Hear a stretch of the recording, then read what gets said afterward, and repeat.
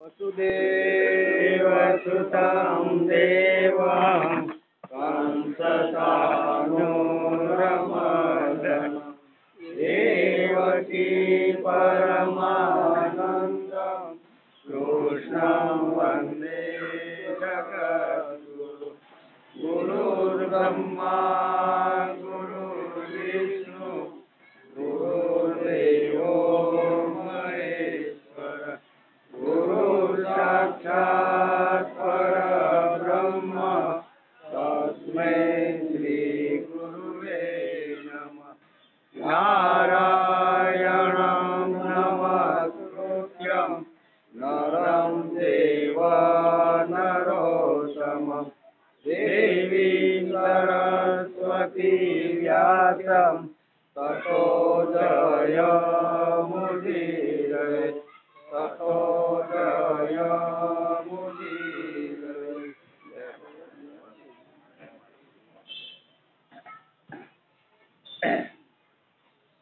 अति पर प्रवीणं पालितदीनं भक्तादीनं कर्मकरं मोहनमतिधीरं फणिबलवीरं हतपरवीरं तरलतरं वल्लभव्रजरमणं वारिजवदनं अलधरसमनं शैलधरं भजनन्दकुमारं सर्वसुखसारं तत्त्वविचारं ब्रह्मपरम्। अति पर प्रवीण्यम पालित दीनम भक्ताधीनम कर्म करम।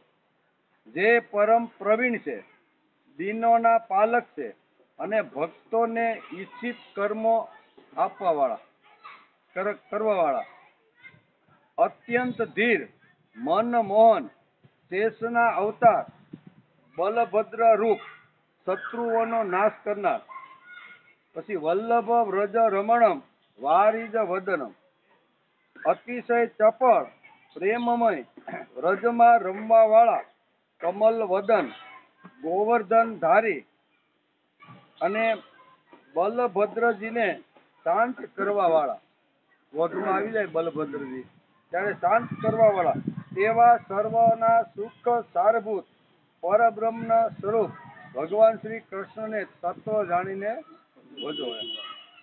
એટલું સરસ વલ્લભાચાર્યનું સ્તોત્ર છે. ગઈકાલે આપણે શ્રીમદ ભાગવતના 10મા સ્કંદના 64મા અધ્યાયને નમસ્કાર કર્યા. આજે શ્રીમદ ભાગવતની શરૂઆત થઈ છે, બરોબર ને? એને 223મો દિવસ. કેટલામો? 223. કાલ 222મો દિવસ હતો, આજે 223મો દિવસ.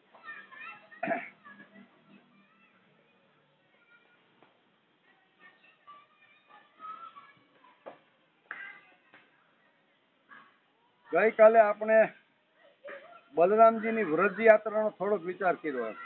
એ અધ્યાયને નમસ્કાર કર્યા અને 65મા અધ્યાયમાં થોડાક શ્લોક આપણે લીધા ત્યાં આપણો ટાઈમ પૂરો થઈ ગયો હતો. ભગવાનને એટલે કે ભગવાન દૂતને કહે છે કે હે રાજા પૌંડ્ર, સંદેશો મોકલો છે. આસુરી મનુષ્યો પ્રવૃત્તિ કે નિવૃત્તિને જાણતા નથી. એમ આપણે થોડોક અહીંયા 66મા અધ્યાયની અંદર આપણે 3-4 શ્લોક આપણે લીધા હતા. પૌંડ્રની થોડીક વાત કરી હતી, બરોબર ને? એને એના દૂત સાથે દ્વારકાની અંદર એક સંદેશો મોકલો કે તમે તો નકલી આવી રીતના વાસુદેવ છો, અસલી વાસુદેવ તો હું જ છું, એમ કહીને મોકલો હતો. એનો આપણે થોડોક વિચાર કર્યો. શ્રી શુક ઉવાચ નંદ વ્રજમ ગતે રામમ કરોષાધિપતે નૃપ વાસુદેવોऽભિયજ્ઞસ્તો દૂતમ કૃષ્ણાય પ્રાણિયોત ત્વં વાસુદેવો ભગવાન વર્તિણો જગતપતિ ઇતિ પ્રસ્તો ભીતો બાલે આત્માનમસ્યુસત્તમમ શ્રી સુખદેવજી મહારાજ કહે છે કે હે રાજા પરીક્ષિત, જ્યારે ભગવાન બલરામજી નંદ બાવાના વ્રજમાં ગયા હતા ત્યારે પાછળથી કરુષ દેશના અજ્ઞાની રાજા પોંડરેક ભગવાન શ્રી કૃષ્ણ પાસે એક દૂત મોકલીને કહેડાયું કે ભગવાન વાસુદેવ તો હું જ છું. આવો એક દૂત આપણે ગઈકાલે થોડોક વિચાર કર્યો હતો. અજ્ઞાની લોકો તેને બહેકાવતા હતા કે આપ જ ભગવાન વાસુદેવ છો અને જગતની રક્ષા માટે પૃથ્વી ઉપર તમે જ અવતાર ધારણ કર્યો છે. આનું પરિણામ એ આવ્યું કે તે મૂર્ખ પોતાને જ ભગવાન માની બેઠો. જેમાં છોકરાઓ આપસમાં રમતમાં કોઈ બાળકને જ રાજા માની લે છે, તે રાજાની જેમ જ તેની સાથે વ્યવહાર કરવા લાગે છે. તે જ પ્રમાણે મંદબુદ્ધિના અજ્ઞાની પૌંડ્રકે અચિંત્ય ગતિ ભગવાન શ્રી કૃષ્ણની લીલા અને રહસ્યને જાણ્યા વિના દ્વારકામાં તેમની પાસે દૂત મોકલી આપ્યો. પૌંડ્રકનો દૂત દ્વારકા આવ્યો અને રાજસભામાં બેઠેલા કમલનયન ભગવાન શ્રી કૃષ્ણને તેણે તેના રાજાનો આ પ્રમાણે સંદેશો સંભળાવ્યો. અત્યારે કેવા બલરામ તો અત્યારે વ્રજની યાત્રાની અંદર નીકળી ગયા છે. પાછળથી આવી રીતના કરુષ દેશનો જે રાજા હતો એણે નક્કી કર્યું કે દ્વારકાની અંદર બેઠેલો જે નકલી વાસુદેવ છે ને એને મારે કંઈક સંદેશો મોકલવો જોઈએ. હું જ અસલી છું, બરોબર ને? એવું એના તમે જઈને તમારા રાજાને કહી દો, અરે મૂર્ખ, હું મારા ચક્ર વગેરે ચિહ્નો આમ છોડીશ નહીં. એમને હું મારા પર તારા પર છોડીશ અને માત્ર તારા પર જ નહીં, તારા એ બધા સાથીઓ પર છોડીશ કે જેમના બહેકાવાથી તું આ પ્રમાણે બહેકી ગયો છે. તે વખતે હે મૂર્ખ, તું કંક, ગીધ, બગ વગેરે માંસ પક્ષીઓથી ઘેરાયેલો મોઢું ઢાંકીને પૃથ્વી ઉપર સૂઈ જઈશ. ત્યારે હું તારો શરણદાતા તો નહીં થાય, પણ કૂતરાઓને શરણે જઈશ. એટલે અગ્નિ સંસ્કાર પણ તું કરવા પામીશ નહીં. હે રાજા પરીક્ષિત, ભગવાનનો આ અપમાનજનક સંદેશો લઈને પૌંડૃકનો દૂત પોતાના સ્વામી પાસે ગયો અને તે સંદેશો તેને સંભળાવ્યો. અહીં ભગવાન શ્રી કૃષ્ણે પણ રથ પર બેસીને કાશી નગરી પર ચઢાઈ કરી દીધી, કેમ કે કરુષનો રાજા પૌંડૃક તે દિવસે કાશી નગરીમાં એના મિત્ર રાજાને ત્યાં બિરાજમાન હતો. એટલે ભગવાને બધો તપાસ કરી કે આ કરુષ દેશનો રાજા અત્યારે છે ક્યાં, તો જોયું તો કાશી નગરીની અંદર એના મિત્રને ત્યાં મહેમાન ગતિ માણવા માટે આવ્યો હતો. એટલે કે આપણે ત્યાં જ સીધા જઈએ. ભગવાન કૃષ્ણ કે આપણે સીધા કાશી નગરી જઈએ અને એને જે કાંઈ મારા બાબતે જે લખ્યું છે એનો જવાબ આપણે ત્યાં કાશીમાં જ આપી દેવાનો છે. એમ કે ભગવાન શ્રી કૃષ્ણના આક્રમણના સમાચાર સાંભળીને મહારથી પૌંડ્રક પણ 2 અક્ષોની સેના સાથે લઈ તુરત જ નગરની બહાર નીકળી ગયો. કાશી નગરીની બહાર નીકળી ગયો. આસુરી સંપત્તિના લોકો પવિત્રતા, સદાચાર કે સત્ય હોતા નથી. તેઓ કહે છે કે આ જગત અસત્ય છે, આધાર વિનાનું છે, હું જ ઈશ્વર છું. આવું આસુરી સંપત્તિના લોકો જ્યારે વારંવાર આવી રીતના ઘણીવાર સત્તા હાથમાં આવે, સંપત્તિ હાથમાં આવે તો આવી રીતનું ઘણીવાર બોલતા હોય છે. એટલે ભગવાન વિચાર કરે છે એની પાસે સત્તા આવી, સંપત્તિ આવી અને થોડી ઘણી યુવાની પણ હશે એમ. એટલે આ કેફમાં આવીને આ બધું એને કીધું છે. પણ ભાગવતકાર વેદવ્યાસ લખે છે કે આ ધરતી ઉપર 2 જ પ્રકારની સંપત્તિઓ છે, એક આસુરી સંપત્તિ અને એક દેવી સંપત્તિ. આસુરી સંપત્તિ માણસને નરક તરફ લઈ જાય છે અને દેવી સંપત્તિ માણસને સ્વર્ગ તરફ લઈ જાય છે. એટલે કે આસુરી સંપત્તિનો આ જે પૌંડ્ર છે એને આવી રીતનો મારા માટે જે સંદેશો મોકલ્યો છે તે સંદેશો યોગ્ય નથી. ખરેખર એ વાસુદેવ નથી, એ તો પોતે બહેકી ગયેલો અને આજુબાજુના લોકોએ એને એટલો બધો બહેકાવી દીધો કે તું જ વાસુદેવ છે. અને તું જો વાસુદેવ હોય તો તારે દૂત મોકલીને દ્વારકાની અંદર એને આવી રીતના સમાચાર પણ મોકલી દેવા જોઈએ. તેથી આ પૌંડરે આ રીતના સમાચાર મોકલા. ભગવાન વિચાર કરવા લાગ્યા તે કીધું કે તમારા ચિહ્નો તમે છોડી દો. આવું તમે સંદેશામાં લખ્યું હતું ને કે તમારા જે કાંઈ શંખ, ચક્ર, ગદા અને પદ્મ આ તમે જે ચિહ્નો ધારણ જે કર્યા છે ને એને છોડી દો. અસલ ચિહ્નો તો મારી પાસે છે. આમ કરી અને ભગવાને સંદેશો સાંભળ્યો અને સાંભળ્યા પછી ભગવાન વિચાર કરે છે, બરોબર.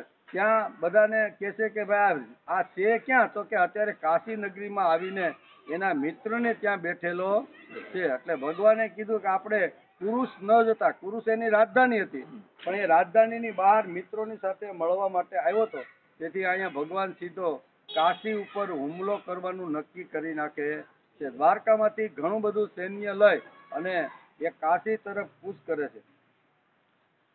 એટલે કે તેઓ કહે છે કે જગત અસત્ય છે, આધાર વિનાનું છે, હું જ ઈશ્વર છું. આવું આસુરી સંપત્તિના લોકો બોલતા હોય છે. આમ નષ્ટ થયેલ વિવેકવાળા તે અલ્પા બુદ્ધિના લોકો એ પ્રમાણેની દ્રષ્ટિ પકડીને ઘોર કર્મ કરતા જગતના શત્રુ બની તેનો નાશ કરવા માટે જ રેચા પૈસા રહે છે. તેથી પૌંડ્રકે પણ આ પોતાને નાશ કરવા માટેનું જ આ પગલું એને ભર્યું છે. પૌંડ્રકે તેના દૂત સાથે આવો સંદેશો મોકલીને તેના મૃત્યુને આમંત્રણ આપ્યું કે ભગવાન વિચાર કરવા લાગ્યા કે મારી સામે એને આ સંદેશો મોકલી અને એને પોતાના મૃત્યુને આમંત્રણ આપ્યું છે. એમ ભગવાન સભાની અંદર બધાને કહે છે કે આણે આવી રીતનું દૂતને મોકલીને પૌંડ્રનું મૃત્યુનું આમંત્રણ લઈને આવ્યો છે. દંભ, માન અને મદથી ભરાયેલા તે લોકો પૂરી ન કરી શકાય એવી કામનાઓનો આશ્રય લઈ મોહથી ખોટા આગ્રહો પકડીને પાપાચારમાં પ્રવૃત્ત થાય છે. ભગવાન આ સભાની અંદર કહે છે કે આ દૂતનો સંદેશો સાંભળ્યા પછી ત્યાં રહેલા જે બધા મંત્રી મંડળની વચ્ચે ભગવાન કહે છે કે દંભ, માન અને મદથી ભરાયેલા તે લોકો પૂરી ન કરી શકાય એવી કામનાઓ કરતા હોય છે. પૂરી ન થાય એવી, બરોબર ને. હવે ક્લાર્ક હોય એ એમ કે મારે રાષ્ટ્રપતિ બનવાનું છે. એની ક્ષમતા કેટલી છે કે કલેક્ટર ઓફિસમાં ક્લાર્ક બનીને થોડું લખાણ આમ તેમ કરવાની એટલી ક્ષમતા હોય અને ઈચ્છા કેવી રાખે કે મારે તો ભારતનો રાષ્ટ્રપતિ બનવાનું છે. કારણ કે છે ને કામનાઓ મોટી હોય છે અને કર્તૃત્વ શક્તિ જેની ઓછી હોય છે, બરોબર ને. તો આવી કામનાઓનો આશ્રય લઈને મોહથી ખોટા આગ્રહો પકડીને પાપાચારમાં પ્રવૃત્ત થાય છે. દુનિયાના પ્રલય સુધી અથવા તો પોતાના મરણ સુધી જેનો અંત જ ન આવે એવી અમાપ ચિંતાઓનો આશ્રય લઈને તેઓ કામ અને ભોગમાં ડૂબા રહે છે. તેઓ વિચારે છે કે આજે મેં આ મેળવ્યું અને હવે આ મનોરથ સફળ કરીશ. આટલું ધન તો મારી પાસે છે, ફરી બીજાને મારીને બીજાનું ધન પણ હું મેળવી. આ આસુરી સંપત્તિનું વર્ણન કરતા ભગવાન દ્વારકાની અંદર એના મંત્રી મંડળ ની વચ્ચે આવી રીતની વાત કરે છે કે આસુરી સંપત્તિના લોકો કેવા હોય છે તો કે આજે આ ધન મેં આટલું મેળવ્યું, બીજાને મારીને પણ એની નગરીનું ધન હું પણ આવી રીતનું, એટલે કે એ બીજું ધન હું મેળવીશ. આજે આ શત્રુને મેં માર્યો, આવતીકાલે બીજા શત્રુને પણ મારી નાખીશ. શું છે? આસુરી સંપત્તિના લોકો આવું સતત હંમેશા વિચારતા હોય છે. આજે આ શત્રુને માર્યો, આવતીકાલે બીજાને હું મારીશ. હું મોટો ઐશ્વર્યશાળી છું, હું ભોગવનાર છું અને હું પ્રતિષ્ઠા વાળો છું. હું બળવાન છું, હું સુખી છું, ધનિક છું. મારા જેવો બીજો કોણ છે? હું જ ભગવાન છું, બીજા બધા નકલી ભગવાન છે. આવી ભાષા ઉતારતો સમાજમાં ફરતો પૌંડ્રક આવી ભાષા સમાજમાં બોલતો ફરતો હતો. એના જે મિત્ર મંડળ અથવા એના જે કઈ હશે એને એને બરોબર બહેકાવી તારી વાત સાચી છે હો ભાઈ, તું જ ભગવાન. તો હવે દ્વારકામાં બેઠેલો એ નકલી છે એને દૂત દ્વારા સમાચાર મોકલે કે તારું આ નકલી બધું છોડી દે, અસલી તો હું જ છું. ભગવાન વિચાર કરે છે, બધાને કહે છે કે હવે આ જે દૂત આ સમાચાર લઈને આવ્યો એને વળતો જવાબ તો આપણે આપવો જ જોઈએ, નહીતર આ બધા શું કહેવાય સવાર થઈ જાય એવા છે. એટલે ભગવાન અહીંયા સાત્યકીને કહે છે કે આપણી સેનાને તમે તૈયાર કરો. આપણે કાશી ઉપર હુમલો કરીને પૌંડ્રને આપણે ખલાસ કરવાનો છે. એમ કરી અને દ્વારકામાંથી ઘણી બધી મોટી સેના લઈ સાત્યકી ના નેજા હેઠળ આ સેના લઈને કાશી તરફ રવાના થયા છે. ભગવાન શ્રી કૃષ્ણના આક્રમણના સમાચાર સાંભળીને મહારથી પૌંડ્ર પણ 2 અક્ષોની સેના સાથે તુરત જ નગરની બહાર નીકળી ગયો. કાશીનો રાજા પૌંડ્રનો મિત્ર હતો, તેથી તે પણ તેની મદદ કરવા 3 અક્ષોની સેના સાથે લઈ તેની પાછળ આવ્યો. જ્યાં ઉતારો કર્યો હતો પૌંડ્ર કે એનો મિત્ર હતો. એનો મિત્ર હતો કે મારા મિત્ર ઉપર કોઈ આવી રીતની આક્રમણ કરે તો મારી ફરજ છે કે મિત્રને સહકાર આપો. તેવી 3 અક્ષોની સેના લઈ અને કાશીનો એ વખતનો જે નરેશ રાજા હતો એ મિત્રની વહારે પણ આવ્યો. હવે ભગવાન શ્રી કૃષ્ણે પૌંડ્રને જોયો દૂરથી. ભગવાને એને જોયો કે પૌંડ્ર પણ અત્યારે 2 અક્ષોની સેના લઈને મારી સામે આવ્યો છે. પૌંડ્રકે પણ શંખ, ચક્ર, તલવાર, ગદા અને સારંગ, ધનુષ્ય અને શ્રીવત્સ વગેરે ચિહ્નો ધારણ કર્યા હતા. કેવા?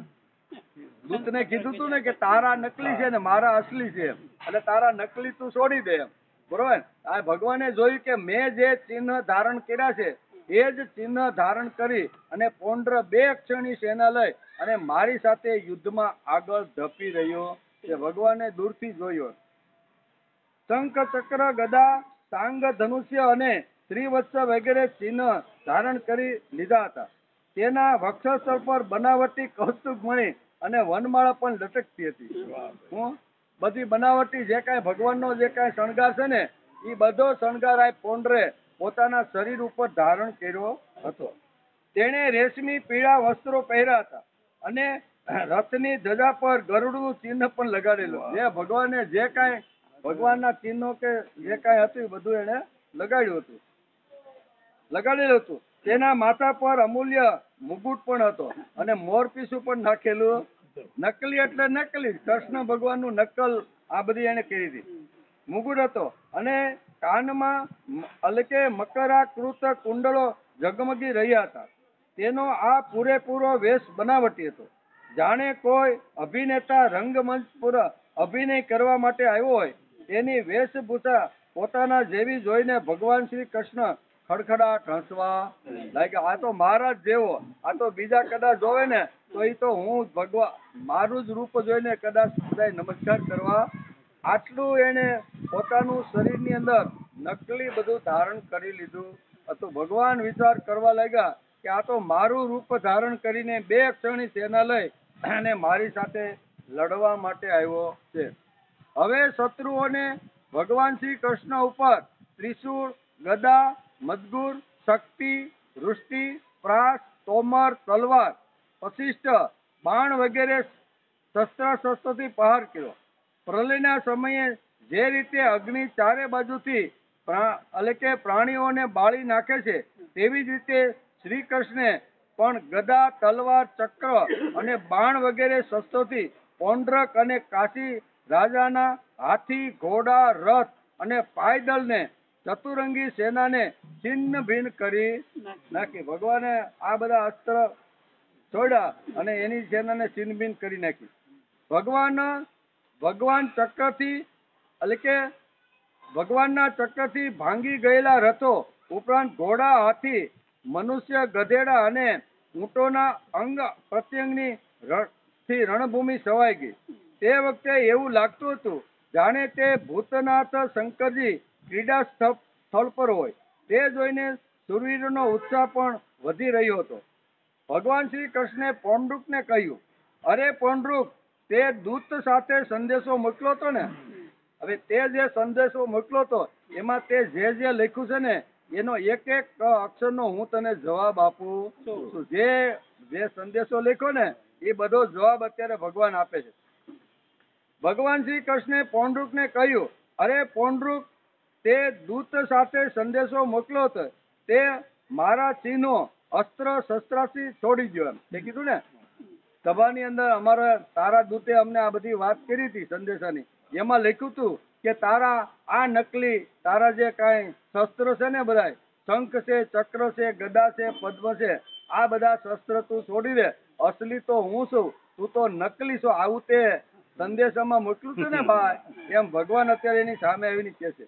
તો તે મારા શસ્ત્રો હવે તું તારી ઉપર હું છોડી રહ્યો છું. તે મારું નામ ખોટી રીતે ધારણ કર્યું છે. ભગવાને કીધું મારું નામ તે ખોટી રીતે ધારણ કર્યું છે. તે મારું નામ ખોટી રીતે ધારણ કર્યું છે. તેથી હે મૂર્ખ, હવે હું તારી પાસેથી તે નામને પણ રહી તારા શરણમાં આવવાની વાત. તે કીધું ને કે જો આ તારા ચિહ્નો તું છોડી નહીં દેશ ને, દ્વારકાધીશને કીધું, તો તું મારા શરણે આવી અને મારી શરણાગતિ તું સ્વીકારી લઈ લે. ભગવાન અહીં કહે છે કે તે સંદેશામાં મોકલું હતું કે જો ચિહ્ન ન છોડવાના હોય ને તો તારી શરણાગતિ મારા શરણની અંદર મૂકી દે. એટલે કે ધારણ કર્યું હતું, મારા શરણની અંદર મૂકી દે તો હું તારી સાથે યુદ્ધ નહીં કરું, તો તારા શરણમાં આવીશ એમ. તું મારા શરણને ભગવાન કૃષ્ણ સંદેશામાં મોકલું, એકવાર તું મારા શરણે આવી જા તો હું તારી સાથે યુદ્ધ નહીં કરું. આવું તે તારા દૂતના સંદેશાની અંદર જે મોકલ્યું તું એનો જવાબ તું સાંભળી લે. હું તારી સાથે યુદ્ધ ન કરી શકું તો તારા શરણમાં આવીશ. ભગવાન શ્રી કૃષ્ણે આ રીતે પૌંડ્રકનો તિરસ્કાર કરીને પોતાના તીક્ષ્ણ બાણોથી તેના રથને તોડી ફોડી નાખ્યો. ચક્રથી તેનું માથું જેમ ઇન્દ્ર પોતાના વજ્રથી પર્વતોના શિખરો કાપે તેમ કાપી નાખ્યું. આ જ પ્રમાણે ભગવાને પોતાના બાણોથી કાશી નરેશનું મસ્તક પણ વાયુ જેમ કમળના પુષ્પને પાડી દે તેમ ઉડાડીને કાશી નગરીમાં પાડી દીધું. આ પ્રમાણે પોતાની સાથે દ્વેષ કરતા પૌંડ્રકને તથા તેના મિત્ર કાશી નરેશને મારીને ભગવાન શ્રી કૃષ્ણ પોતાની રાજધાની દ્વારકામાં પાછા આવ્યા. નકલી જે બનેલો જે વાસુદેવ હતો એને અને એના મિત્ર જે એને મદદ કરવા માટે આવ્યા હતા, બંનેને ખલાસ કરીને દ્વારકા આવ્યા. તે વખતે સિદ્ધો ભગવાનની અમૃતમય કથાનું ગાન કરી રહ્યા હતા. હે રાજા પરીક્ષિત, પૌંડ્રક ભગવાનના રૂપનું ભલે ગમે તે ભાવે હોય હંમેશા ચિંતન કરતો હતો. તેથી તેના બધા કર્મ બંધનો નાશ પામ્યા.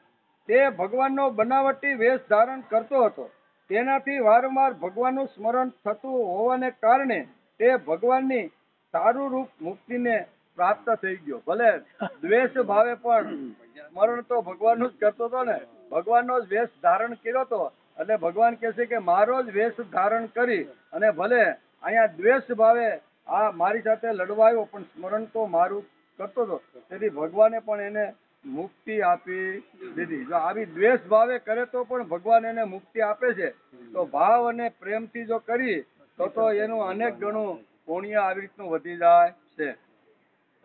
જયારે એ ખબર પડી કે આ તો કાશી નરેશનું મસ્તક છે, ત્યારે રાણીઓ, રાજકુમાર, રાજ્ય પરિવાર, લોકો તથા નાગરિકો રડી રડીને વિલાપ કરવા લાગ્યા.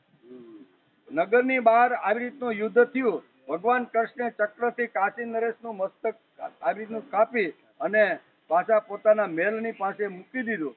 દાસીઓ અને રાણીઓ બધું કે આ તો આપણા રાજાનું જ મસ્તક છે એમ કરીને વિલાપ કરવા લાગી. તેઓ કહેતા હતા, અરે મહારાજ, અમારો તો સર્વનાશ થઈ ગયો.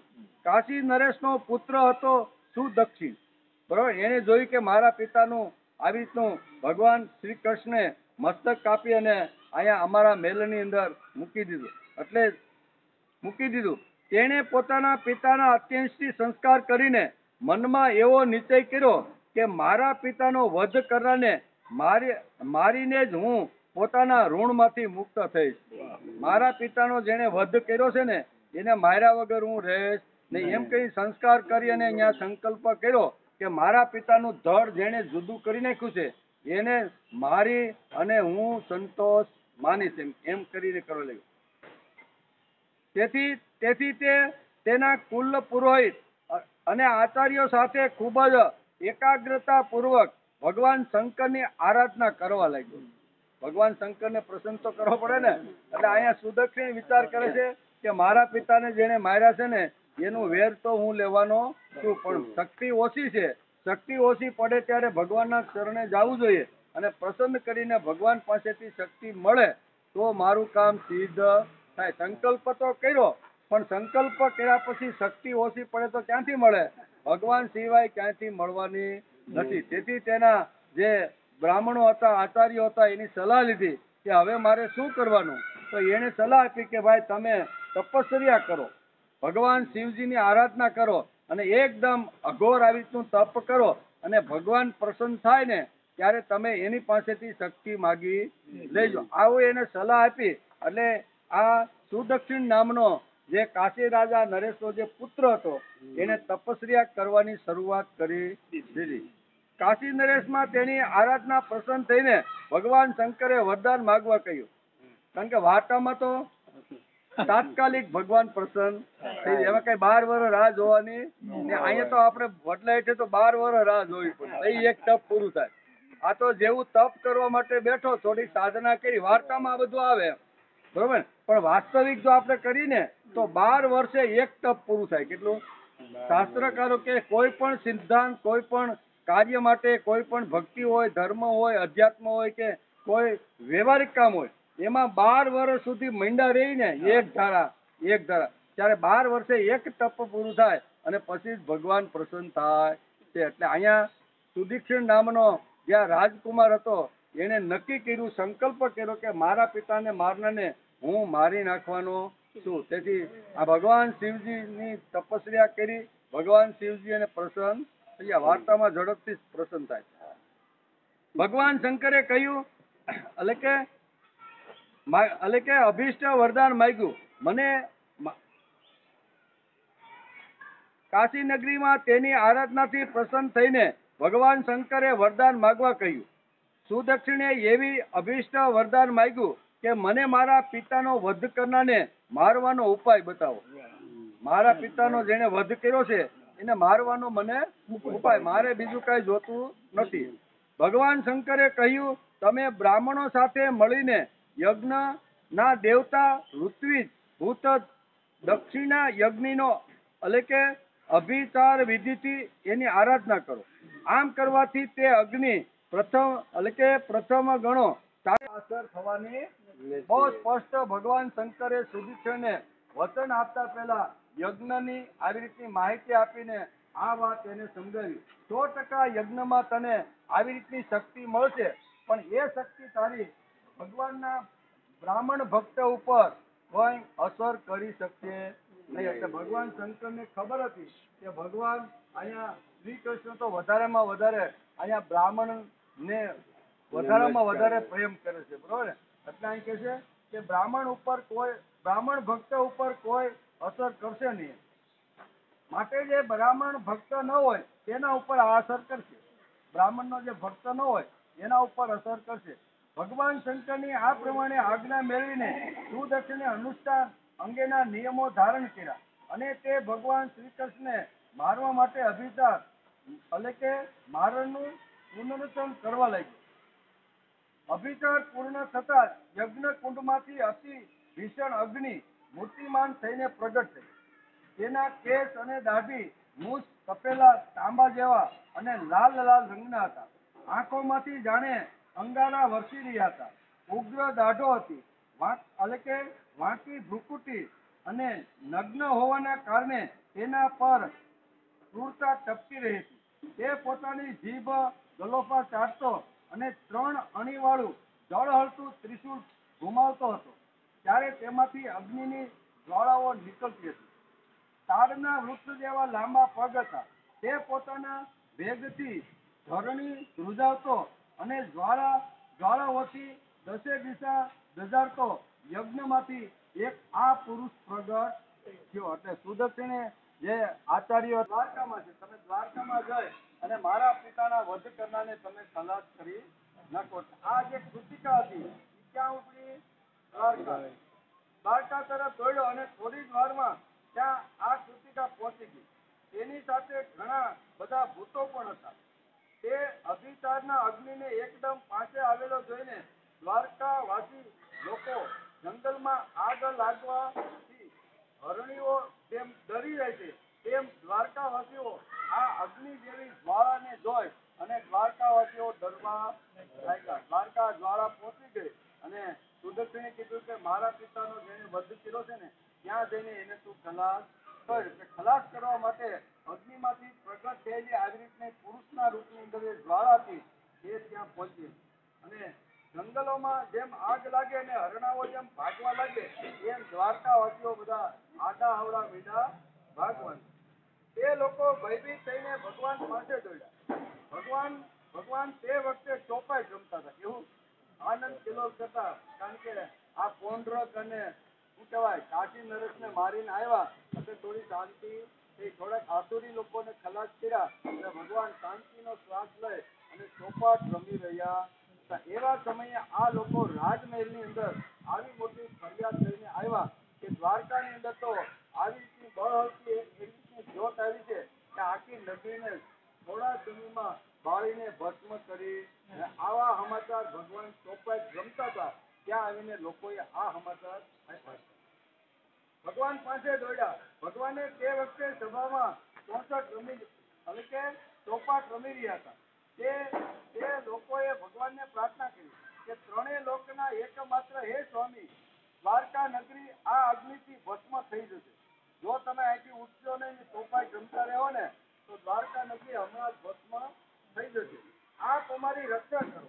આપના સિવાય અમારી રક્ષા કરનાર આ જગતમાં બીજું કોઈ નથી. એમ દ્વારકાવાસી જો બધા બે હાથ જોડીને ભગવાન કૃષ્ણ જ્યાં ચોપાટ રમતા હતા ત્યાં આવીને આવી રીતનો સંદેશો એને આપ્યો. શરણાગત ભક્ત વત્સલ ભગવાને જે કહ્યું, ડરો નહીં, હું તમારી રક્ષા. તમારે ડરવાનું કોઈ કારણ નથી. પરિત્રાણાય સાધુનામ વિનાશાય સદુષ્કૃતા. પવિત્ર એવા માણસો જયારે સમાજની અંદર જયારે આવી રીતના સાત્વિક લોકો હોય છે એની રક્ષણ કરવાની જવાબદારી મેં ઉપાડેલી છે. તેથી તમારે ડરવાનું કોઈ કારણ નથી. આમ ભગવાને એને આશ્વાસન આપ્યું. હે રાજા પરીક્ષિત, ભગવાન સર્વના અંતર્યામી હોવાથી બધું જાણે છે. તેઓ જાણી ગયા કે આ કાશી રાજાની મોકલેલી માહેશ્વરી કૃત્યા છે. તેમણે તેના પ્રતિકાર માટે પોતાની પાસે બિરાજેલ સુદર્શનને આજ્ઞા આપી. ગાવાની જરૂર નથી. ભગવાનના હાથની અંદર જે સુદર્શન ચક્રની બાજુમાં પડ્યું હતું એને આજ્ઞા આપી દીધી. આજ્ઞા કરી. ભગવાન મુકુંદનું પ્રિય અસ્ત્ર સુદર્શન ચક્ર કરોડો સૂર્ય જેવું તેજસ્વી અને પ્રલય કાળના અગ્નિ જેવું હતું. એ ચક્ર જ્યાં જ્યાં જાય ત્યાં બધાને ખતમ કરી નાખે એવું હતું. તેના તેજથી આકાશ, દિશાઓ અને અંતરિક્ષ પ્રકાશિત થયા હતા. અને હવે તેણે તે અભિશાપ અગ્નિને કચડી નાખ્યો. ચક્રને મળ્યું કે તું જે દ્વારકા ઉપર આવી કષ્ટ આવ્યું છે, મુશ્કેલી આવી છે અને કાશી નરેશના છોકરાનું આ કાવતરું છે. તેથી આવેલી જે કૃત્યા છે ને એ કૃત્યાને તમે ખલાસ કરી નાખો. આમ ચક્રને આજ્ઞા આપી. ચક્ર આદિત્ય જઈને કૃત્યાને ખલાસ કરી કચડી નાખી.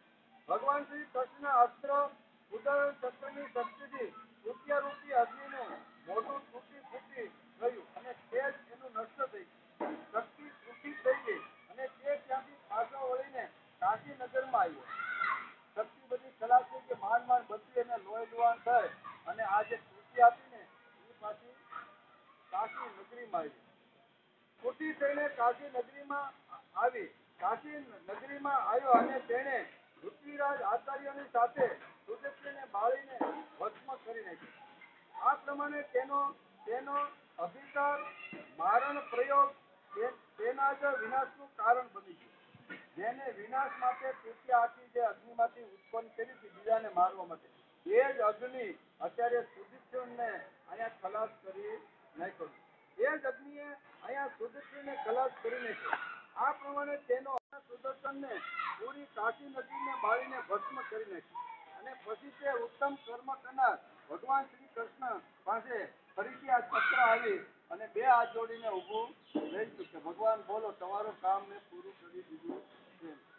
જે મનુષ્ય ઉત્તમ કીર્તિવાળા ભગવાન શ્રી કૃષ્ણ આ ચરિત્રને એકાગ્રતાથી સંભળાવશે તે તમામ પાપોથી છૂટી જશે. એમાં ફળ કોણ આપેલું?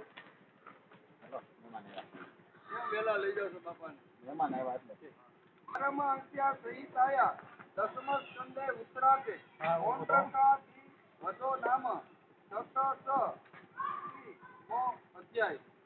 દસમા સ્કંદના ઉત્તરાર્ધ અંતર્ગત પૌંડ્રક વગેરે વધ નામનો 66મો અધ્યાય સમાપ્ત થયો.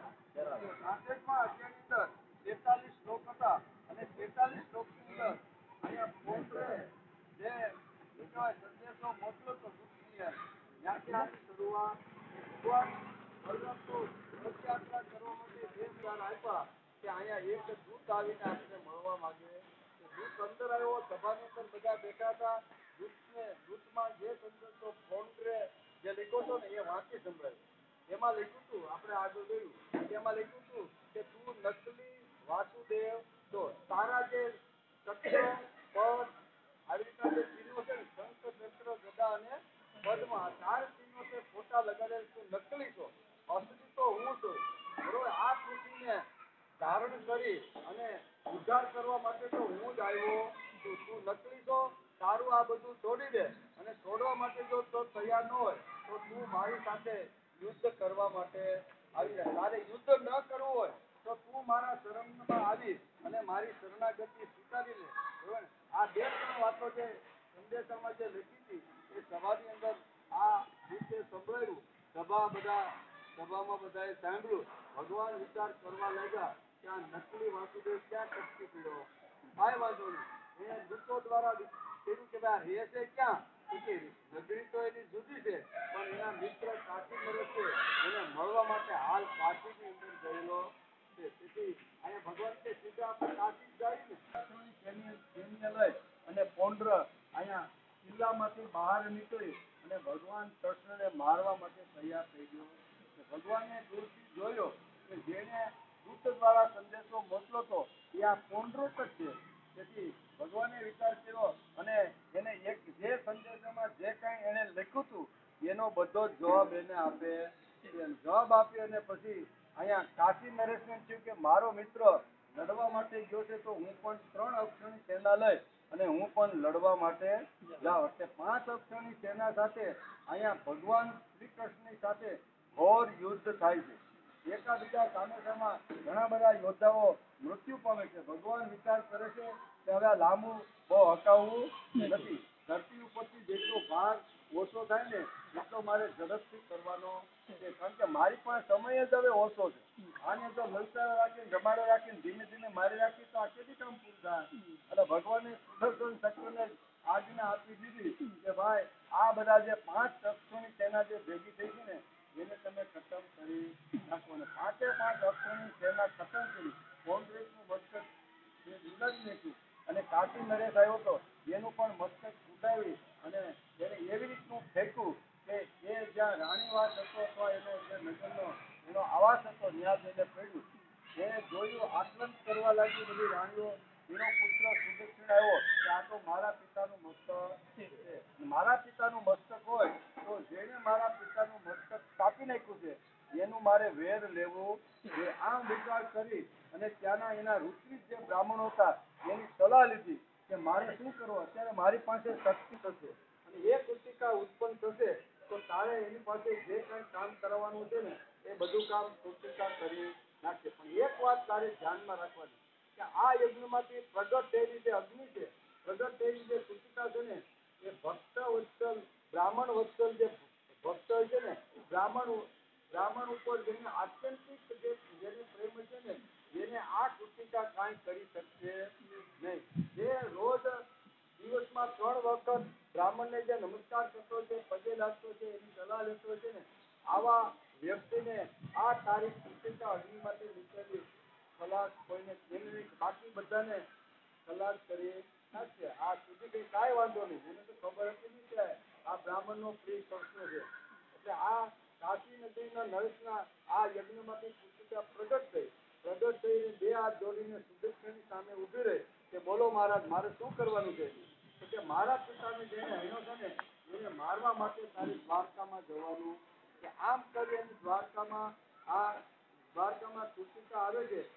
દ્વારકાના લોકો ખળભળી ગયા કે આટલી અગ્નિ જ્વાળા જેમ આવી રીતના મોટો જ્વાળા ફાટે, બરોબર ને, અને એમાંથી જે અગ્નિને લાવારસ જે પ્રગટ થાય ને એની ધગધગતી અગ્નિ અત્યારે દ્વારકા તરફ આવી રહી છે. ત્યાંના લોકો બેબાકા થઈને ભાગવા લાગ્યા. ભાગતા ભાગતા થોડાક લોકો અહીંયા રાજમહેલની અંદર ભગવાન કૃષ્ણને સંદેશો આપવા માટે આવે છે. ભગવાન એ વખતે ચોપાઈ રમતા હોય છે અને ચોપાઈ રમતા રમતા ભગવાનને કીધું કે ભગવાન ઉઠો અને જાગો, હવે રમવાનો સમય નથી. તો શું થયું છે તો કે દ્વારકા ઉપર આવી એક કૃતિકા આક્રમણ કરે છે અને થોડા સમયમાં જો એનો પ્રતિકાર કરવામાં નહીં આવે તો તો આખી નગરીને બાળીને ભસ્મ કરી નાખે. આમ કરી અને જ્યારે ભગવાન વિચાર કરે છે, મનમાં ધ્યાન કરે છે કે આ કોના કાવતરા ને કોનું કામ છે. ભગવાન સમજી ગયા કે કાશી નરેશનો જે મસ્તકને ફેરવી નાખ્યું હતું, એનો જ પુત્ર યુધિષ્ઠિરે આ કાવતરું કરેલું છે. અને ત્યાં બેઠા બેઠા ચક્રને આજ્ઞા હતી કે જે કુટિકા આવી છે એને તમે ખલાસ કરો, અને ખલાસ કરીને જે કુટિકા દ્વારકા છોડીને ભાગીને જ્યાં જ્યાં એની પાછળ પાછળ તારે જવાનું છે. આમ કરીને આજ્ઞા ચક્ર આજ્ઞા અરે 66માં અધ્યાયને નમસ્કાર કર્યો. હવે 67મો 66 પછી 67 રાજો ઉવાચ એટલે પરીક્ષિત ઉવાચ. ભૂયોયમ શ્રોતિમિચ્છામિ સમસ્યા ધૃત કર્મણ અનંતસ્ય પ્રમેયસ્ય યદંત કૃતવાન પ્રભુ. રાજા પરીક્ષિતે સુખદેવજી મહારાજને પૂછ્યું કે હે ભગવાન, બલરામજી સર્વશક્તિમાન અને સૃષ્ટિ પ્રલયની સીમાથી પર છે, અનંત છે. તેમનું સ્વરૂપ, તેમના ગુણ, તેમની લીલા વગેરે મન, બુદ્ધિ અને વાણીનો વિષય નથી. તેમની એક એક લીલા લોક મર્યાદાથી વિલક્ષણ છે, અલૌકિક છે. તેમણે બીજા જે કોઈ અદ્ભુત કર્મ કર્યા હોય તેમને હું ફરીથી સાંભળવા માંગુ છું. આમ દ્વિવિધ નો ઉદ્ધાર કેવી રીતનો કરવો એનો પ્રશ્ન પૂછ્યો. હા, વાનર હતો ને એનો ઉદ્ધાર. સુખદેવજી મહારાજ કહે છે કે હે રાજા પરીક્ષિત, દ્વિવિધ નામનો એક વાનર હતો એમ.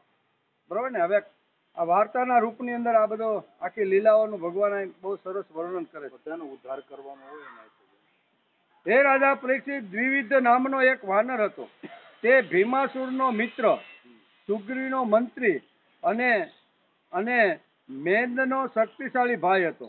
આ ભૌમાસુર એટલે નરકાસુરને ભગવાને જે સત્યભામા સાથે રહીને જે એને માર્યો, 16,100 કન્યાઓને, એને કે ભૌમાસુરનો મિત્ર દ્વિવિધ હતો. બરોબર ને. તો એ દ્વિવિધ જ્યારે તેણે સાંભળ્યું કે શ્રી કૃષ્ણે અહીંયા નરકાસુરને મારી નાખ્યો છે, ત્યારે તે પોતાના મિત્રના ઋણમાંથી મુક્ત થવા માટે દેશનો નાશ કરવા તૈયાર થઈ ગયો. દ્વિવિધ નામનો જે વાનર હતો ને, એને કીધું કે મારા મિત્રને જેને માર્યો છે ને એનો હું વેર વાળીશ એમ કે મારવા માટે તૈયાર થઈ ગયો.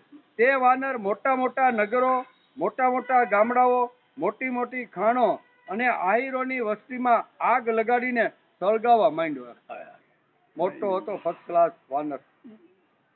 ક્યારેક તે મોટા મોટા પર્વતોને ઉખાડીને વસ્તી ઉપર નાખી શહેરો ગામડાઓને કચર ઘાણ વાળતો હતો. ખાસ કરીને આવું કામ તે આનર્ત એટલે કે કાઠિયાવાડ પ્રદેશમાં જ કરતો હતો. કારણ કે કૃષ્ણ ક્યાં રહેતા હતા? કાઠિયાવાડમાં. એટલે અહીંયા દ્વિવિધ વિચાર કરે છે કે મારા મિત્રનો જેને નાશ કર્યો છે ને એ તો કાઠિયાવાડમાં જ રહે છે. તેથી અહીંયા શું કહેવાય, ઋષ્યમુખ પર્વત અને વાલીની નગરી કિષ્કિંધા, આ કિષ્કિંધાનો વાનર હતો. બરોબર ને. તો એ સુગ્રીવનો મિત્ર. હા, સુગ્રીવનો મિત્ર. એટલે આ બધું વર્ણન આગળ આવશે. એટલે કે આને વિચાર કર્યો કે હવે મારે કિષ્કિંધા છોડી અને મારા મિત્રને મારનાર છે ને એ તો કાઠિયાવાડમાં રહેશે. બરોબર ને. તો મારે ત્યાં જવું જોઈએ. એટલે મોટા ભાગના જે ઉત્પાતો હતા ને એ ક્યાં કરતો? કાઠિયાવાડમાં આવી મોટા મોટા પર્વતો ઉપાડે, મોટા મોટા વૃક્ષોને ઉખેડે, આવી રીતના ખેદાન મેદાન કરીને બધાને આવી રીતનું કરતો હતો. એમ કરતો કરતો આનર્ત કાઠિયાવાડમાં પ્રદેશમાં ફરતો હતો. કારણ કે તેના મિત્રને મારવાળા ભગવાન શ્રી કૃષ્ણ તે જ દેશમાં રહેતા હતા. દ્વિવિધ વાનર 10,000 હાથીઓનું બળ ધરાવતો હતો. 10,000 હાથીનું બળ ધરાવતો હતો. ક્યારેક તે દુષ્ટ સમુદ્રમાં ઉભો રહી હાથ વડે એટલું પાણી ઉછાળતો કે સમુદ્ર કિનારાની વસ્તી ડૂબી જતી. આમ ખાલી આમ કરે ને, હલેસા મારે ને તો સમુદ્રના કાંઠે બધા ગામડા ડૂબી જાય. ઉછાળતો સમુદ્ર કિનારાના ગામડા ડૂબી જતા હતા. તે દુષ્ટ તપસ્વી ઋષિ મુનિઓના આશ્રમની સુંદર સુંદર લતા વનસ્પતિઓ તોડી નાખતો.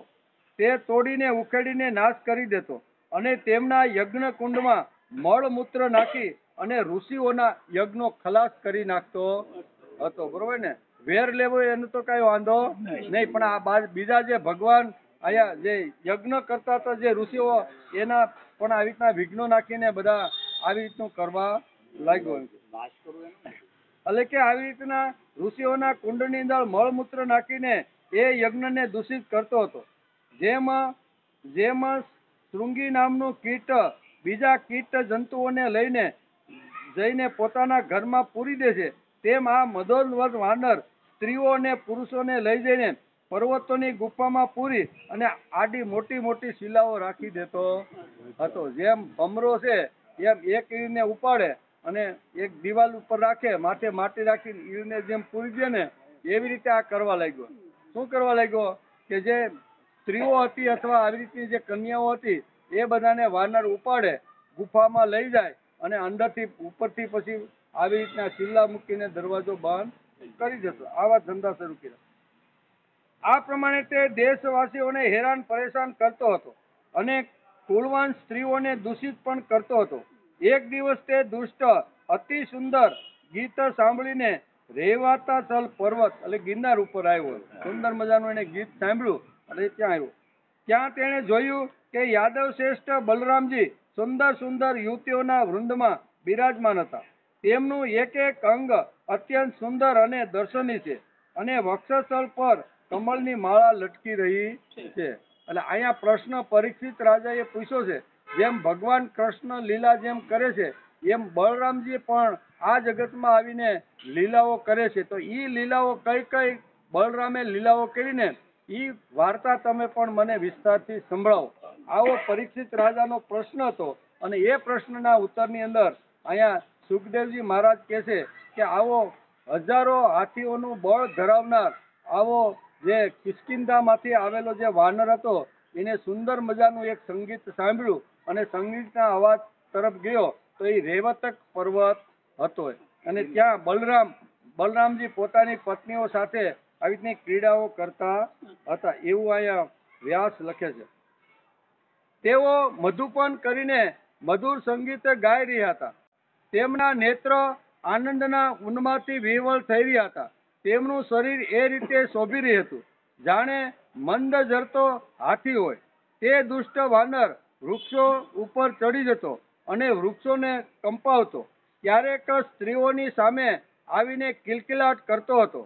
યુવતી સ્ત્રીઓ અભાવે ચંચળ અને હાસ્યપ્રિય હોય છે. બલરામજી પાસે બેઠેલી સ્ત્રીઓ તે વાનરનું જંગલીપણું જોઈને હસવા લાગ્યા. કે આ આટલો મોટો વાનર આયા રેવત પર્વત ઉપર ક્યાં આવ્યો? આ સુંદર એની જે પત્નીઓ સાથે બલરામજી અહીંયા રેવત પર્વત ઉપર જ્યાં રહ્યા તો ભગવાન બલરામે જોયું કે આ જંગલી વાનર અહીં ક્યાંથી આવ્યો? મોટા મોટા વૃક્ષો ઉખેડી નાખે છે, આવી રીતનું કરનાર કોણ છે? બલરામજી પાસે બેઠેલી સ્ત્રીઓએ આ વાનરને જોયું. તેઓની અવહેલના કરતો, ક્યારેક તેમને પોતાની ગુદા દેખાડતો, ક્યારેક ભ્રુકુટીના ઈશારાઓ કરતો, ક્યારેક ગર્જના કરીને મોઢું દેખાડતો, વગેરે વગેરે અનેક પ્રકારની ચેષ્ટાઓ અહીંયા બલરામજીની જે પત્નીઓ હતી એની સામે આવીને આ વાનર આવી ચેષ્ટા કરવા લાગ્યો. વીર શ્રેષ્ઠ બલરામજી તેની આવી ચેષ્ટાઓ જોઈ ક્રોધિત થઈ ગયા. તેમણે તેને એક પથ્થર માર્યો, પરંતુ દ્વિવિધે તેનાથી કઈ અસર થાય નહીં. દ્વિવિધને કઈ અસર, ભગવાને એક નાનો એવો પથ્થર ઉગામ્યો, માર્યો, પણ એનાથી કઈ અસર નથી. તેનાથી પોતાને બચાવી લીધો અને બલરામજીની અવહેલના કરવા લાગ્યો. તે ધૂર્ત વાનરે મદિરાના કળશને તો ફોડી નાખ્યો, સ્ત્રીઓના વસ્ત્ર પણ ફાડી નાખ્યા અને હસીને બલરામજીને ઉશ્કેરવા લાગ્યો. બરોબર, પથ્થર માર્યો, પથ્થરની અસર થાય નહીં. બલરામજી જ્યાં સ્ત્રીઓની સાથે ક્રીડા કરી હતા ત્યાં વાનર આવ્યો. કોઈ સ્ત્રીને અલગ અલગ રીતે આવી રીતની ચેષ્ટા કરવા લાગ્યો. ભગવાન બલરામજી વિચાર કરે છે કે આ તો ઘણું બધું વધારાનું થતું રહેલું છે એમ કે.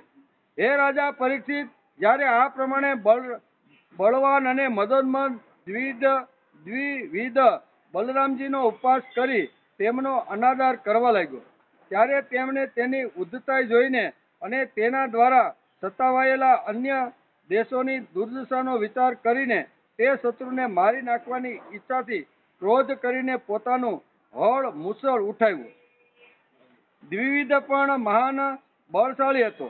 તેણે તેના એક હાથેથી સાગનું એક વૃક્ષ ઉપાડીને બલરામજીના માથા ઉપર ફેંક્યું. તેમણે તે વૃક્ષને પોતાની ઉપર આવતું જોઈને સામેથી ઝીલી લીધું અને પોતાના સુનંદ નામના મુસળથી તેના ઉપર પ્રહાર કર્યો. મુસળ લાગતા તેનું માથું ફાટી ગયું અને તેમાંથી લોહીની ધારાઓ વહેવા લાગી. ત્યારે તે જેમ પર્વત ગેરુથી શોભે તેમ શોભવા લાગ્યો. પરંતુ દ્વિવિધે પોતાનું માથું ફૂટી ગયું તેની પરવા ન કરી તેણે ક્રોધ કરીને એક બીજું વૃક્ષ ઉપાડ્યું અને તે ખંખેરીને પાંદડા વિનાનું કરી નાખ્યું અને પછી તે વૃક્ષને બલરામ ઉપર જોરથી ફેંક્યું. બલરામજીએ તે વૃક્ષના સેંકડો ટુકડા કરી નાખ્યા. ત્યાર પછી દ્વિવિધે ફરીથી બીજું એક વૃક્ષ ફેંક્યું, પરંતુ બલરામજીએ તેના પણ સેંકડા ટુકડા કરી નાખ્યા. આ રીતે તે વાનર બલરામજી સાથે યુદ્ધ કરવા લાગ્યો. એક પછી બીજું અને બીજા પછી ત્રીજું એમ વૃક્ષો ઉપાડીને તેણે આખું વન વૃક્ષહીન કરી નાખ્યું.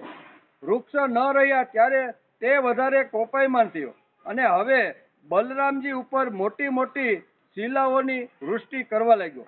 પરંતુ ભગવાન બલરામજીએ પોતાના મુસળથી તે બધી શિલાઓને સહજતાથી ભૂકો કરી નાખ્યો. છેવટે કપિરાજ દ્વિવિધ પોતાના તાડ જેવા લાંબા હાથની મુઠ્ઠીઓ વાળીને બલરામજી તરફ દોડ્યો અને બલરામજીની છાતીમાં પ્રહાર કર્યો. હવે યાદવ શ્રેષ્ઠ બલરામજીએ હળ મુસળ બાજુ પર મૂકી દીધા અને ક્રોધપૂર્વક બંને હાથથી તેની હાંસડીઓ પર પ્રહાર કરવા લાગ્યા. ત્યારે તે લોહી ઓંકતો ધરતી ઉપર પડી ગયો. હે રાજા પરીક્ષિત, આંધી આવવાથી જેમ પાણીમાં નાવ ડોલવા લાગે છે તે જ પ્રમાણે તેના પડવાથી મોટા મોટા વૃક્ષો અને શિખરો સહિત આખો પર્વત ખળભળવા લાગ્યો. આકાશમાં દેવતાઓ જય જયકાર કરવા લાગ્યા. સિદ્ધ લોકો નમો નમ અને મોટા મોટા ઋષિઓ સાધુવાદ સાધુવાદ આવા શબ્દઘોષ કરવા લાગ્યા અને બલરામજી પર પુષ્પની વૃષ્ટિ કરવા લાગ્યા. હે રાજા પરીક્ષિત, દ્વિવિધે જગતમાં મોટા ઉત્પાતો મચાવી મૂક્યા હતા. તેથી ભગવાન બલરામજીએ તેને આ રીતે મારી નાખ્યો અને પછી તેઓ દ્વારકાપુરી પધારી ગયા. તે વખતે બધા નગરજનો ભગવાન બલરામજીની પ્રશંસા કરવા લાગ્યા. પરીક્ષિતનો પ્રશ્ન હતો કે જેમ ભગવાન કૃષ્ણ લીલાઓ કરે છે એમ બલરામજી પણ ઘણી બધી લીલાઓ કરતા હશે. તમે એવી એકાદ બે લીલા મને સંભળાવો કે બલરામજીએ પણ આવી રીતની લીલાઓ કરી હોય. એ મને સાંભળવાની ઘણી બધી ઈચ્છા છે. આવું રાજા પરીક્ષિતે જયારે પ્રશ્ન કર્યો ત્યારે અહીંયા સુખદેવજી મહારાજે દ્વિવિધની આખી કથા એને સંભળાવી કે એ ભગવાન બલરામે એને આવી રીતનો ખલાસ કરી અને ફરીથી દ્વારકામાં આવ્યા. ઇતિ શ્રીમદ ભાગવતે મહાપુરાણે પારમહંસ્યા સંહિતાયા દસમ સ્કંદે ઉત્તરાર્ધે દ્વિવિધ વધો નામ સપ્તષ્ટ નો અધ્યાય સમાપ્ત. 10મા સ્કંદના ઉત્તરાર્ધ અંતર્ગત દ્વિવિધ નામનો 67મો અધ્યાય સમાપ્ત થયો. આના 28 શ્લોક હતા. નાનો એવો અધ્યાય હતો, એને પણ આજે આપણે નમસ્કાર કર્યા. આજે આપણે બે અધ્યાય 68મા અધ્યાય કૌરવ અને બલરામજીનો કોપ અને સાંબનો વિવાહ, બે પ્રસંગ ભાગવતકારે લખ્યા. હા.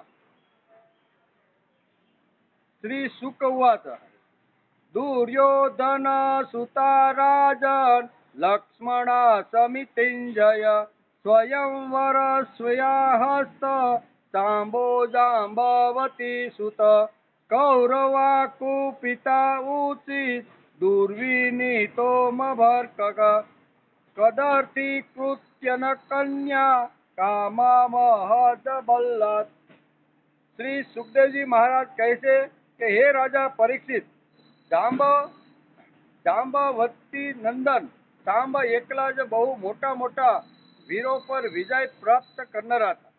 તેઓ સ્વયંવરમાં રહેલી દુર્યોધનની કન્યા લક્ષ્મણાનું હરણ કરી લાવ્યા તેથી કૌરવો ભારે ક્રોધિત થઈ ગયા. આવો કૌરવોએ આવી રીતનો એક યજ્ઞ, શું કહેવાય, હા, સ્વયંવર ની અંદર કે સાંબ જે જાંબુવતી નો જે પુત્ર હતો ને, એ સ્વયંવરથી એકદમ યુદ્ધ ની અંદર પણ પાવરફુલ હતો, એટલે યુદ્ધ કરીને એ લક્ષ્મણનું હરણ કરીને લાવ્યો. તેથી કૌરવો ભારે ક્રોધિત થઈ કહેવા લાગ્યા, આ છોકરો બહુ ઉદ્ધત છે, જુઓ તો ખરા, આણે એમને બધાને નીચું જોવડાવી બળપૂર્વક અમારી કન્યાનું અપહરણ કર્યું છે. આ કન્યા તો તેને ઈચ્છતી પણ ન હતી. તેથી આ ઉદ્ધત છોકરાને પકડીને બાંધી દો, એમ ઓર્ડર ફાડ્યો. કોને? દુર્યોધને, કે બાંધી દો. જો યાદવ આપણા પર નારાજ થઈ જશે તો આપણું શું બગડી જશે? એ કે કાંઈ બગડવાનું, આને બાંધો. કદાચ આને બાંધ્યા પછી અહીંયા શું કહેવાય, યાદવો જો આવી રીતના નિરાશ થાય તો એનું કઈ કારણ નથી, એમ કે. તેથી તેઓ આપણી નારાજ થઈ જશે તો આપણું શું બગડી જવાનું છે? કાંઈ આપણું બગડવાનું નથી. તેઓ તો આપણી જ કૃપાથી આપણે આપેલી ધન ધાન્યથી પરિપૂર્ણ પૃથ્વીને ભોગવી રહ્યા છે. પણ આપણે જ આપ્યું છે કે બધું હસ્તિનાપુરમાંથી અહીંથી બધું ગયું છે, એવું માને છે દુર્યોધન, કે દ્વારકાની અંદર જે કાંઈ શું કહેવાય ઠાઠ જે છે ને, એ તો અમારી સંપત્તિમાંથી જ ગયો છે, એટલે એ કાંઈ આપણું કાંઈ બગાડી શકવાના નથી. આમ દુર્યોધન વિચાર કરવા લાગ્યો. હા, આપણી જ આપેલી ધન ધાન્યથી પરિપૂર્ણ પૃથ્વી ભોગવી રહ્યા છે. જો તે લોકો આ છોકરાને કેદ કર્યો છે એવું સાંભળીને અહીં આવશે તો આપણે તેમનું બધું અભિમાન ઉતારી ઠંડા પાડી દેશું. કદાચ આપણા એના છોકરાને આપણે બાંધ્યો છે, જેલમાં પૂર્યો છે, બરોબર ને, અને કદાચ ખબર ત્યાં દ્વારકામાં પડશે અને ભગવાન કૃષ્ણ કદાચ બલરામ સાથે અહીંયા આવશે ને તો આપણે એને ઠંડા પાડી દેશું. તો આપણે તેમનું બધું અભિમાન ઉતારીને ઠંડા પાડી દઈશું.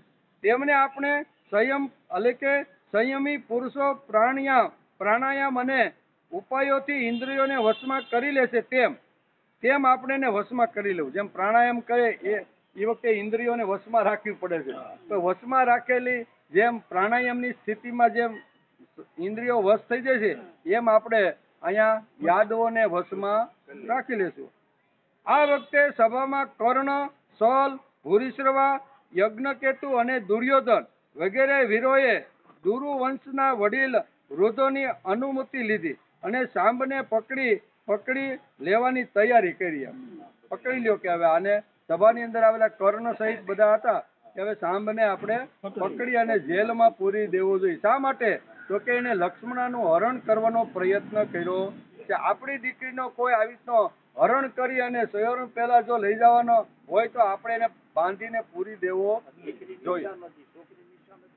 હા, એટલે એ જયારે મહારથી સાંબે જોયું કે ધૃતરાષ્ટ્રના પુત્રો મારો પીછો કરી રહ્યા છે, ત્યારે તેઓ એક સુંદર ધનુષ્ય લઈને તેમની સાથે યુદ્ધ કરવા તૈયાર થઈ ગયા.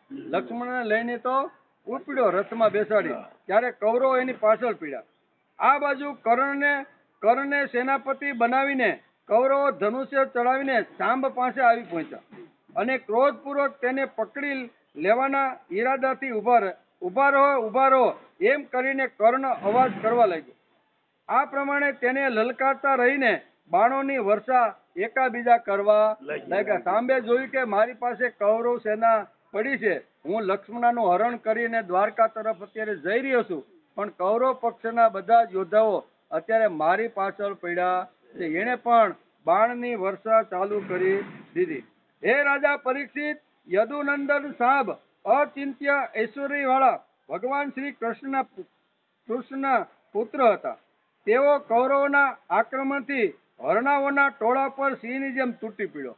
સિંહ જેમ હરણાના ટોળા ઉપર તૂટી પડે એમ અહીં સાંબ અત્યારે અહીંયા કોનો પુત્ર હતો? એ જાંબવતીનો પુત્ર. હા, એનો પુત્ર અત્યારે હરણાના ટોળામાં સિંહ જેમ પડે એવી રીતે સિંહની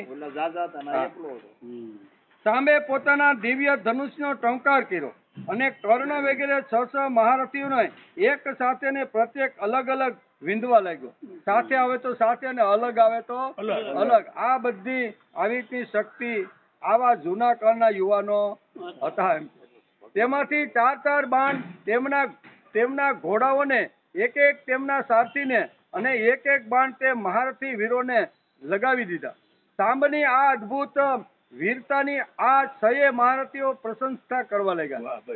એક સાથે 6 મહારથીઓ સાંબ ઉપર આવી રીતના અલગ અલગ બધાને આવી રીતના બાણ મારીને ઘાયલ કરી દે ત્યારે જે ખરો યોદ્ધો હોય છે ને એ તો એના વખાણ જ કરે કે અમે 6 જણા એક સાથે એની સાથે હુમલો કરીએ છીએ, પણ આ એકલા હાથે અમને 6 અહીંયા ઘાયલ કરી નાખ્યા. તેથી અહીંયા કર્ણ આ એના વખાણ કરવા લાગ્યા. આ યોદ્ધો એટલે યોદ્ધો જ છે, પ્રશંસા કરવા લાગ્યા. ત્યારબાદ તે 6 વીરોએ એક સાથે મળીને સામને રથહીન કરી દીધો. 4 વીરોએ એક એક બાણથી તેમના ઘોડાઓને માર્યા. એક સારથીને અને એક સ્તંભનું ધનુષ્ય કાપી નાખ્યું. આ પ્રમાણે કૌરવોએ યુદ્ધમાં બહુ જ મુશ્કેલી અને કષ્ટપૂર્વક રથહીન સામને બંદી બનાવી દીધો. પછી તેઓ તેને અને કન્યાને લઈને વિજય મનાવતા હસ્તિનાપુરમાં પાછા આવી ગયા. પાછા પકડીને લાવ્યા. કારણ કે 6 મહારથીઓ શરૂઆતમાં તો સાંબે બહુ પ્રતિકાર શક્તિ કરી, આક્રમક આવી રીતનું લડાઈ કરી અને બધાને ઘાયલ કરી દીધા. પણ 6 મહારથીઓ અલગ અલગ રીતે કોઈ પૈડામાં ધનુષ મારે, કોઈ ઘોડાને મારે, એમ કરીને બધાને ઘાયલ. રથ પણ તૂટ્યો, સારથી પણ ગયો અને આવી રીતનું થવાથી એ પકડાઈ ગયો અને પકડી અને સાંબને લઈને અહીંયા હસ્તિનાપુરમાં આવે છે. હે રાજા પરીક્ષિત, નારદજી પાસેથી આ સમાચાર સાંભળીને યાદવો બહુ ક્રોધિત થઈ ગયા. કારણ કે નારદ સમાચાર તો આપવાના જ હોય કે ભાઈ આવી ઘટના બની છે, તમે હજી ઊંઘો છો કે ઉઠો જાગો હોય કે હવે આટલી મોટી ધડવાટી બોલી ગઈ ને હજી તમને ખબર. હા, એટલે નારદ નું કામ શું છે? સમાજને જાગૃત કરવાનું છે. જ્યાં જ્યાં જરૂરિયાત હોય ત્યાં નારદ મુનિ જઈ અને સંદેશો આપી દે છે. સુંદર મજાનું યુદ્ધ હોય, મજા આવે. પરીક્ષિત નારદ એટલે કે હે રાજા પરીક્ષિત, નારદજી પાસેથી આ સમાચાર સાંભળીને યાદવો બહુ ક્રોધિત થઈ ગયા. તેઓ મહારાજ ઉગ્રસેનની આજ્ઞાથી કૌરવ ઉપર ચડાઈ કરવાની તૈયારી કરવા લાગ્યા. કલહ નામના મલને દૂર કરવાની ખૂબી બલરામજીમાં હોવાથી તેણે યાદવો અને કૌરવો વચ્ચેના યુદ્ધને યોગ્ય ન માન્યું. જોકે યાદવો લડાઈની પૂરી તૈયારી કરી ચૂક્યા હતા, છતાં તેમને બલરામજીએ શાંત કરી દીધા અને તે સ્વયં સૂર્ય જેવા તેજસ્વી રથ ઉપર બેસીને હસ્તિના ઉપર ગયા. તમારે કોઈને તૈયાર તો થઈ ગયા હતા અહીંયા, બરોબર ને? તમારે કોઈને આવવું નથી, મને પેલા તમે જવા દો એમ કરી અને હા બલરામજી આવી રીતના હસ્તિનાપુર આવે છે. દુર્યોધન બહુ વાલો. તેમની સાથે થોડા બ્રાહ્મણો અને યાદવ કુળના થોડા વડીલ વૃદ્ધો હતા. વડીલોને સાથે લઈ જવા પડે. વડીલ દાનમાં આટલે લઈ જતા ને આગળી વાળાને સમાધાનમાં વડીલો કઈ અટવાય, યુવાન કઈ અટવાય તો માર્ગદર્શન કોણ આપે? વૃદ્ધો આપે. એટલે અહીંયા બલરામજી વિચાર કરતા હતા કે હું એકલો જાઉં એના કા વયો વૃદ્ધ વડીલોને પણ થોડાક લેતો જાઉં. સમાધાનમાં વડીલ વૃદ્ધો પણ હતા. તે બધાની મધ્યમાં બલરામજી ગ્રહો સાથે ભગવાન ચંદ્રની જેમ શોભતા હતા. હસ્તિનાપુર પહોંચીને બલરામજી નગરની બહાર એક ઉપવનમાં ઉતર્યા અને કૌરવો શું કરવા ઈચ્છે છે એ વાતનો પતો મેળવવા માટે તેમણે ઉદ્ધવજીને ધૃતરાષ્ટ્ર પાસે મોકલ્યા કે તમારી ઈચ્છા શું છે?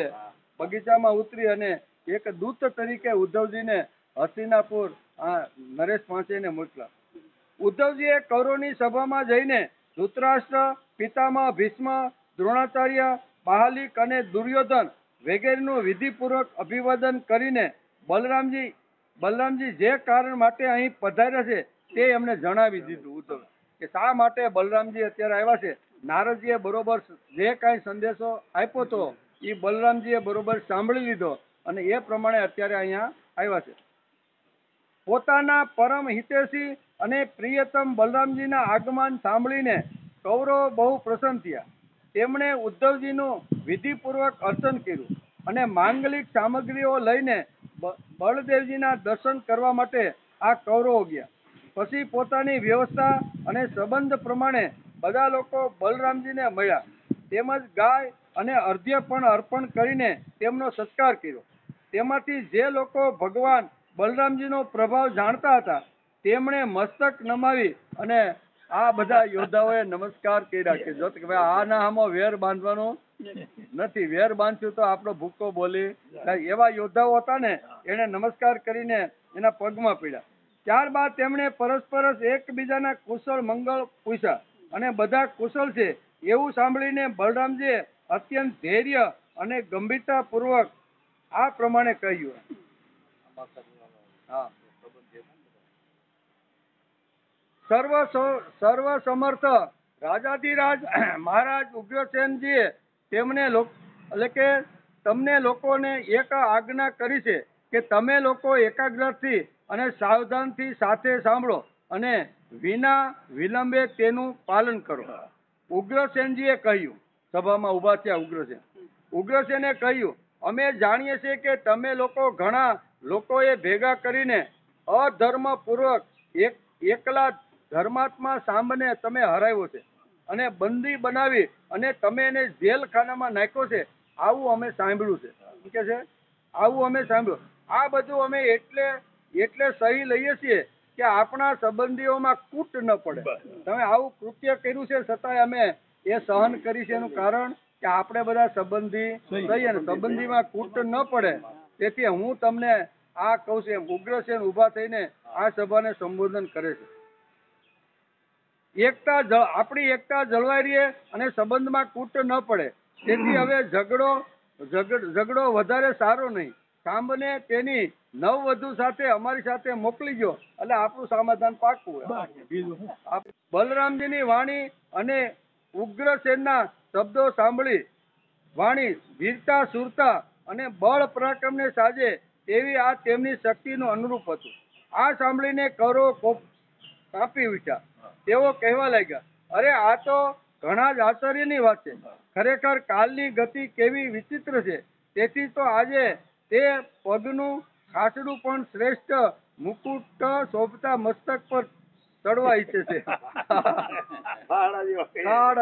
ગઈકાલની વાત જુદી છે. ગઈકાલે તો અમે બધા જોરમાં હતા. કર્ણ સાથે સહયોદ્ધાઓને સામની પાછળ મોકલો એ અમારી જે સુરતા હતી. આજે તો અમે બધા આ ખાડું માથે લઈને તમને નમસ્કાર કરીએ. આવા ઢીલા ઢપ, કારણ કે બલરામજી પાસે એનું કઈ ચાલતું નહીં. મસ્તક પર છે. આ યાદવો સાથે કોઈ રીતે આપણે વિવાહ સંબંધ બાંધ્યો. આ લોકો આપણી સાથે બેસવા ઉઠવા અને એક પંગતમાં ખાવા પીવા લાગ્યા. આપણે તેમને રાજ્ય સિંહાસન આપીને રાજા બનાવ્યા અને આપણા સમકક્ષ બનાવી દીધા. આ બધું કે અમે બધું આપ્યું ને બધું કર્યું છે. સમકક્ષ બનાવ્યા. મહારાજના મહત્વને દર્શાવતા પંખા, શંખ, શ્વેત છત્ર, મુકુટ, રાજસિંહાસન અને રાજોચિત શૈયાનો ઉપભોગ યાદવો એટલા માટે કરી રહ્યા છે કે આપણે જાણી જોઈને આ બાબતમાં ઉપેક્ષા કરી છે. બસ હવે પૂરું થઈ ગયું. હવેથી યાદવોની પાસે રાજ ચિહ્નો રહે એવી કોઈ આવશ્યકતા નથી. તેમને તેમની પાસેથી છીનવી લેવા જોઈએ. પાછો ઉગ્ર થઈ ગયો. આપણે સાપને દૂધ પાઈને ઉછેર્યો. આમાં શું છે, ઘણી વાર આ જે દેવાસુર અને આસુરી સંપત્તિના જે લોકો હોય ને એ આસુરી સંપત્તિના ક્યારે ટોપી ફેરવી નાખે ને એને જો સ્વાર્થ નો આવે ને તો કોઈના પગ પણ પકડી લે અને સ્વાર્થ નો હોય તો એની પર ચડાઈ પણ કરી. જે કોઈના પગ પકડવા હોય ને તો આ લોકો પગ પકડે. ભાઈ અમે તમારા પગ પકડીએ. એટલે અહીંયા શરૂઆતમાં અહીં કે છે કે ભાઈ આ બધી ઘટના જે ઘટી ખરેખર અઘટિત જ છે. પણ અમે તમને નાના મોટા કર્યા, એટલી મોટું રાજ્ય આપ્યું, સંપત્તિ આપી, ધન આપ્યું અને તમે જેમ સાપને જેમ દૂધ પાઈને ઉછેરીને સામો જ ફૂફાડો મારે એમ તમે બધા ફૂફાડા મારવા લાગ્યા. દૂધ પાઈને ઉછેરવું કેવું છે? કારણ કે સાપ ઉછેરનાને કરડતા ખચકાતો નથી. એ જ પ્રમાણે આપણા જ રાજ ચિહ્નો લઈને આ યાદો આપણાથી વિરોધ કરી રહ્યા છે. જુઓ તો ખરા, અમારી જ કૃપાથી આ લોકોની ચડતી થઈ છે અને હવે આ નિર્લજ્જ થઈ આપણા ઉપર આજ્ઞા કરવા નીકળી પડ્યા છે. ખેદ છે. જેમ સિંહનો ભાગ ક્યારે શિયાળ છીનવી શકતું નથી, તે જ પ્રમાણે જો ભીષ્મ, દ્રોણ, અર્જુન વગેરે કૌરવ વીરો જાણી જોઈને છોડી ન દે તો આપી ન દે ત્યાં સુધી સ્વયં દેવરાજ ઇન્દ્ર પણ કોઈ વસ્તુનો ઉપભોગ કરી શકતા નથી. એમ ટાઈમ થઈ ગયો છે. ઘણી બધી વાતો અધૂરી છે, કારણ કે 3 અધ્યાય આજે આપણે 3જો અધ્યાય અત્યારે હાલે છે આજ, બરોબર? લાદો નહીં હોય, હે લાદો નહીં હોય, હજી ઘણા બધા કાંઈ ને આપણો ટાઈમ થઈ ગયો છે, એટલે પાછું દૂર દૂર જવાનું હોય ને બધાને. એટલે આપણે અત્યારે હસ્તિનાપુરની સભાની અંદર અહીંયા શું કહેવાય કે બલરામજી અહીંયા બ્રાહ્મણો અને થોડાક વયોવૃદ્ધ સાથે આવી અને સમાધાનની પ્રક્રિયા થાય એના માટે અત્યારે આવ્યા છે, બરોબર ને? તો આ બધી વાતો સભામાં ચાલે છે. સભામાં ચાલ્યા પછી અહીં થોડી શાંત પણ છે, થોડુંક ઉગ્ર પણ થઈને આવી વાતો થાય છે. અને એના પછીના સુખદેવજી મહારાજ રાજા પરીક્ષિતને આખું કુરુવંશીઓને પોતાની કુલીનતા કેવી રીતની એનો સમજાવવાનો પ્રયત્ન કરે છે. આ બધી વાતો આપણે સોમવારે, કાલ રવિવાર, કાલે આપણે રજા, સોમવારે આવશે ત્યારે આ અધ્યાયમાં આગળ શું કે છે એનો વિચાર. બલરામજી હવે સમાધાન માટે આવ્યો, ટાઈમ થઈ ગયો છે, પાછું દૂર જવાનું હોય ને કે આપણે તો હજી